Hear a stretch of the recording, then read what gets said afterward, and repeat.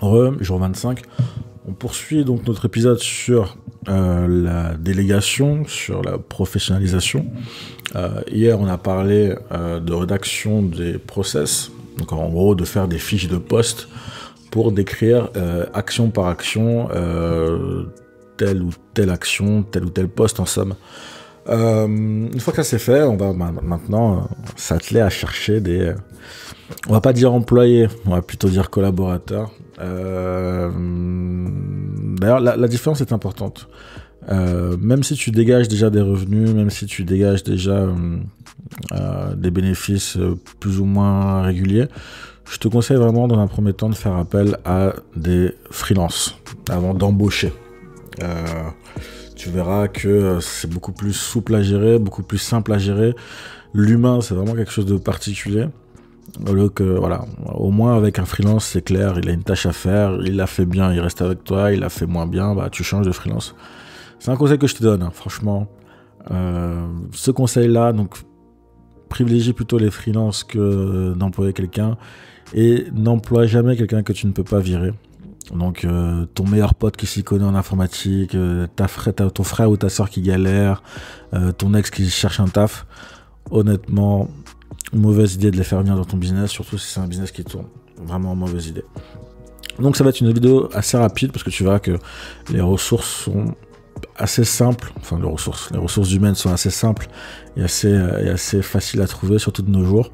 Pour cela, je vais te renvoyer vers 2 sites qui sont, enfin même bonus, vers 3 sites où tu pourras assez facilement trouver la perle rare, à savoir un agent virtuel ou un assistant virtuel, VA pour les intimes.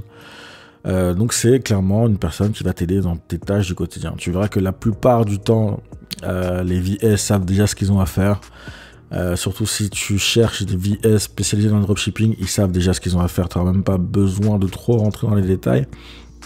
La seule petite difficulté, ce sera de trouver des VA qui soient compétents sans être déjà overbookés et qui parlent français. Tu vois que ça va souvent tourner au niveau des pays, au niveau du Maghreb et de Madagascar. Je te conseille quand même de prendre un malgache. Ils sont quand même beaucoup plus professionnels, on va dire. Donc ouais, un malgache ou un mauricien. Tu verras que ça sera beaucoup plus simple à gérer. Les Mauriciens ont la particularité de parler souvent anglais et français. Donc ça sera bien si tu as une clientèle internationale. Donc voilà. Pour les sites, ça va être Fiverr. Donc, je te mettrai tout sous la vidéo. Hein. Fiverr, Upwork. Et le dernier petit bonus, ça va être freelancer.com. Donc voilà, tu as juste à te rendre sur ces sites internet. C'est des sites en fait de mise en relation entre employeurs et employés, entre guillemets, entre entrepreneurs et freelancers. Voilà, tu as juste à te rendre sur ces sites. Chercher un VA, de préférence qui parle français, qui a une... Ça c'est mon petit tips quand même, petite valeur ajoutée de la vidéo. Essaye quand même de ne pas faire trop attention au prix. C'est vrai que le prix c'est important, tu vas pas dépenser des milliers des cents, surtout à ton stade d'évolution. Donc ne prends pas les top players, t'es clairement pas encore à ce niveau-là et c'est pas nécessaire. Mais ne prends pas non plus le moins cher du moins cher au Bangladesh. Honnêtement, tu verras que entre le prix que tu vas payer et le temps que tu vas passer à expliquer à la personne comment ça fonctionne réellement, tu vas y perdre de change. Donc vraiment, essaie de viser le milieu de tableau. Et très important aussi, essaye de prendre des freelancers qui sont bien notés, mais qui n'ont pas non plus trop de travail en attente ou qui ne sont pas sur trop de projets en même temps. Ça aussi, c'est important. Ça va t'éviter clairement de... Enfin, l'avantage d'avoir un assistant virtuel, c'est qu'il soit, entre guillemets, enfin, dans la mesure du possible, personnel. C'est-à-dire qu'il soit vraiment concentré sur son business. Pas non plus qu'il soit exclusif, mais clairement, sur Fiverr, je te conseille pas de prendre un assistant virtuel qui a 15 ou 10 missions en cours.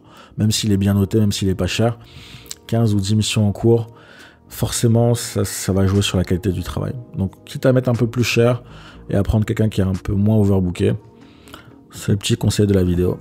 On se retrouve demain pour la suite. Comme d'habitude, on lâche rien. Peace.